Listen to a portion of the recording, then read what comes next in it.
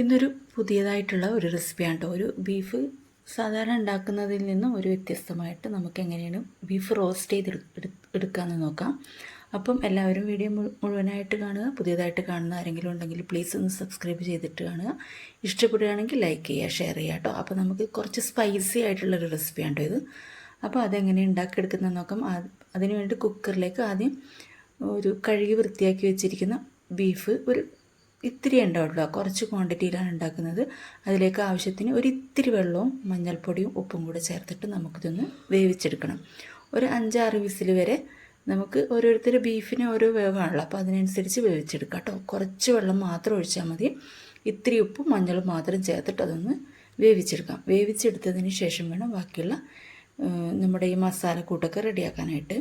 അപ്പം ചില ബീഫിന് ഒരു 5 വിസിലൊക്കെ മതിയാവും. അപ്പോൾ നിങ്ങളുടെ ഓരോ കുക്കറിൻ്റെ ഒക്കെ വ്യത്യാസം ഉണ്ടാവും കേട്ടോ. അപ്പോൾ അത് വേവിച്ച് അതവിടെ നിന്ന് വെന്ത് വരുമ്പോഴത്തേക്ക് നമുക്കതിൻ്റെ മസാലക്കൂട്ട് റെഡിയാക്കി എടുക്കാം. അതിന് വേണ്ടിയിട്ട് മിക്സിയുടെ ജാറിലേക്ക് ഒരു മീഡിയം സൈസ് വലുപ്പത്തിലുള്ള 2 സവാള, വെളുത്തുള്ളി, ഇഞ്ചി, പച്ചമുളക്, വലിയ ജീരകം, ചെറിയ ജീരകം ഒരു ചെറിയ ടീസ്പൂൺ കേട്ടോ. പിന്നെ മുഴുവൻ മല്ലി ഉണ്ടല്ലോ, അതൊരു ചെറിയ ടീസ്പൂൺ, അതിൽ 2 ടീസ്പൂൺ ഇട്ട് കൊടുക്കാം. അത് ജസ്റ്റ് ഒന്ന് മിക്സിയിലൊന്ന് കറക്കിയെടുക്കാം കേട്ടോ. നന്നായിട്ട് അരഞ്ഞ് പേസ്റ്റ് ആവണ്ട, ജസ്റ്റ് ഒന്ന് ഒതുക്കിയെടുക്കൂലേ, അതുപോലെ ഒന്ന് എടുത്താൽ മതി. എന്നിട്ട് നമ്മുടെ ചട്ടിയിലേക്ക് വെളിച്ചെണ്ണ ഒഴിച്ചു കൊടുക്കുക. എന്നിട്ട് നമ്മുടെ ഒതുക്കി വെച്ചിരിക്കുന്ന സവാളൊക്കെ അതിലേക്കിട്ട് നന്നായിട്ടൊന്ന് വഴറ്റിയെടുക്കുക കേട്ടോ. എണ്ണയൊക്കെ തെളിഞ്ഞ് വരുന്നത് വരെ ഒന്ന് വഴറ്റിയെടുക്കുക കേട്ടോ. പെട്ടെന്ന് ഉണ്ടാക്കിയെടുക്കാൻ പറ്റുന്ന ഒരു റെസിപ്പിയും കൂടാണ്. അപ്പം സ്കിപ്പ് ചെയ്യാതെ വീഡിയോ മുഴുവനായിട്ട് കാണാം കേട്ടോ. നന്നായിട്ട് എണ്ണയൊക്കെ തെളിഞ്ഞ് വരുന്ന സമയത്ത് നമുക്ക് ഇതിലേക്ക് ആവശ്യത്തിന് ഉപ്പ് നോക്കിയിട്ട് ഇട്ട് കൊടുക്കുക. പിന്നെ നമ്മുടെ മല്ലിപ്പൊടി 1 ടീസ്പൂൺ ഇട്ട് കൊടുത്തിട്ടുണ്ട്. അതും കൂടി ഇട്ട് നന്നായിട്ട് മൂത്ത് വരുന്നത് വരെ ഒന്ന് ഇളക്കി കൊടുക്കുക കേട്ടോ. മീഡിയം ഫ്ലെയിമിലിട്ടിട്ട് വേണം ഇത് ചെയ്തെടുക്കാനായിട്ട്. നന്നായിട്ട് ഇളക്കി ആ പൊടിയുടെ പച്ചമണമൊക്കെ ഒന്ന് മാറി വരുന്നത് വരെ ഒന്ന് ഇളക്കിയെടുക്കുക കേട്ടോ. അതിന് ശേഷം വേണം ബാക്കിയുള്ള പൊടികളൊക്കെ ഇതിലേക്ക് ചേർത്ത് കൊടുക്കാനായിട്ട്. ഞാനിവിടെ വലിയൊരു ടേബിൾ സ്പൂണ് നമ്മുടെ ചില്ലി ഫ്ലെക്സിലെ ചതച്ച മുളക് അതും കൂടെ ചേർത്ത് കൊടുക്കുന്നുണ്ട്. ഞാൻ നേരത്തെ പറഞ്ഞ നല്ല സ്പൈസി ആയിട്ടുള്ള ഒരു ബീഫ് റോസ്റ്റിൻ്റെ റെസിപ്പിയാണ്. അപ്പോൾ പിന്നെ ഇത്തിരി 1 ടീസ്പൂൺ മുളക് പൊടിയും കൂടി ചേർത്ത് കൊടുക്കുന്നുണ്ട്. പിന്നെ ഇത്തിരി മഞ്ഞൾപ്പൊടിയും കൂടി ചേർത്ത് കൊടുക്കാം. അതും കൂടെ ചേർത്തിട്ട് നന്നായിട്ടൊന്ന് ഇളക്കി കൊടുക്കാം കേട്ടോ.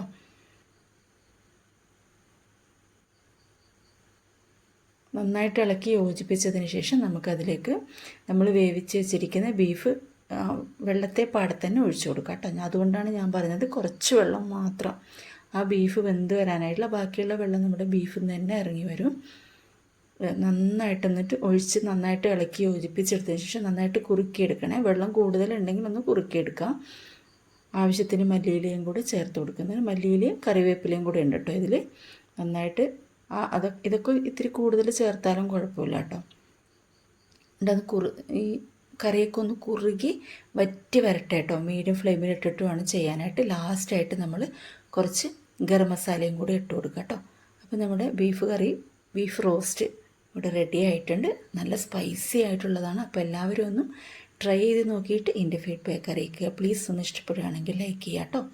ചപ്പാത്തിയുടെ കൂടെയൊക്കെ പുട്ടിൻ്റെ കൂടെയൊക്കെ കഴിക്കാൻ പറ്റുന്ന ഒരു ബീഫ് റോസ്റ്റിൻ്റെ റെസിപ്പിയാണ്. അപ്പം എല്ലാവരും മുഴുവനായിട്ട് കണ്ടിട്ട് ഒന്ന് ട്രൈ ചെയ്ത് നോക്കിയിട്ട് ഇതിൻ്റെ ഫീഡ്ബാക്ക് തീർച്ചയായിട്ടും അറിയിക്കണം. ഞാൻ പറഞ്ഞു, സബ്സ്ക്രൈബ് ചെയ്യാതെ ആരെങ്കിലും വീഡിയോസ് കാണുന്നുണ്ടെങ്കിൽ പ്ലീസ് ഒന്ന് സബ്സ്ക്രൈബ് ചെയ്തിട്ട് കാണാം കേട്ടോ.